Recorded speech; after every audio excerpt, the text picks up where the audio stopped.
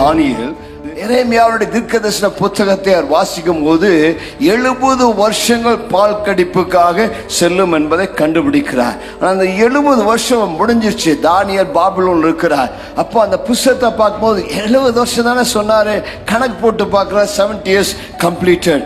தேவன் சொன்னார், ஆனால் அது நிறைவேற வேண்டும் என்றால்.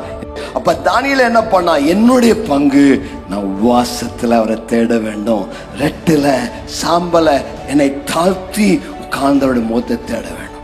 ஆண்டவர் வாக்குத்தத்தம் கொடுத்தால் அதை நான் பெற்றுக்கொள்ள என்னை ஆயத்தப்படுத்துகிறேன். எப்படி ஆயத்தப்படுத்துகிறேன்? உபவாச ஜபத்தினால. இப்ப தேவ சமுத்திரனை தாழ்த்துவதற்கு அடையாளம் என்ன? தேவ சமுத்திரனை தாழ்த்துவதற்கு ஒரு அடையாளம் உபவாசம் இருப்பது.